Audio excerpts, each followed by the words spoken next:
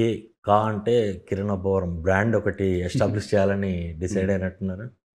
అదేం లేదు సార్. అంటే మేబీ అప్పుడు కా అనేది పెట్టడానికి వన్ ఆఫ్ ద రీజన్ అది సాంస్క్రిట్‌లో లాస్ట్‌లో అది చెప్తాను మనం ఏంటి కా అన్నది అది పెట్టాము అది. హ్మ్.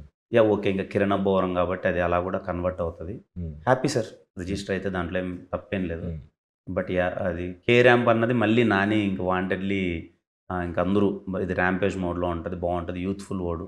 హ్మ్. ఎళ్తది అని ఇంకా కుమార్ గదా పేరు అని చెప్పి ఇలా డిసైడ్ అయింది. హ్మ్. ఆబ్వియస్లీ మనం ఎన్ని మాట్లాడుకున్నా హ్మ్. అది కిరణ్ అనే దాని మీదే ఎళ్తది. ఓకే. హ్మ్. లెట్ ఇట్ బి ఎళ్ళని మంచిదే గదా! హ్మ్. సినిమా బావుంటే అన్నీ మంచిగానే ఎళ్తాయి కదా!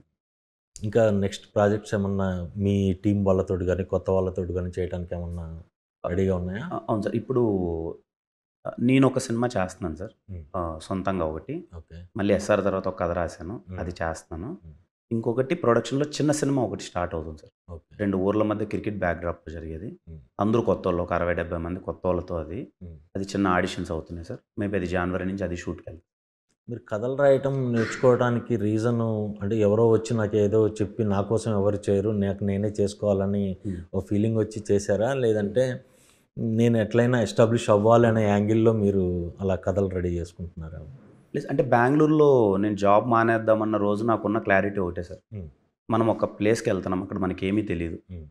ఏమీ తెలీదు. అక్కడ మనం ఏదో సాధించాలి అనుకున్నామంటే ఎవరి మీద డిపెండ్ అవ్వద్దు. హ్మ్. అన్నీ మనమే చేసుకోవాలి. అన్నిట్లో మనకు స్కిల్ ఉండగలగాలి అన్నదే తపన సార్. హ్మ్. అప్పుడే ఇంక అన్నీ నేను నేర్చుకున్నాను సార్. హ్మ్. ఓకే. రైటింగ్ అంటే సినిమాలంటే ఓకే. ఇలా ఉంటే బావుంటదేమో అని రాసేయడము. డిస్ట్రిబ్యూషన్ అంటే ఎలా ఉంటది? లేకపోతే ప్రొడక్షన్ అంటే ఏంటి? హ్మ్. ఎడిటింగ్ అంటే ఏంటి? డీఏ అంటే ఏంటి? హ్మ్. ఈ టెక్నికల్ యాస్పెక్ట్స్ అంటే ఏంటి? అసలు సినిమా ఎలా స్టార్ట్ అవుద్ది? ఎలా రిలీజ్ అవుద్ది? వీటి మీద నేను ఒక 1 ఇయర్ నేర్చుకున్నాను సార్. హ్మ్.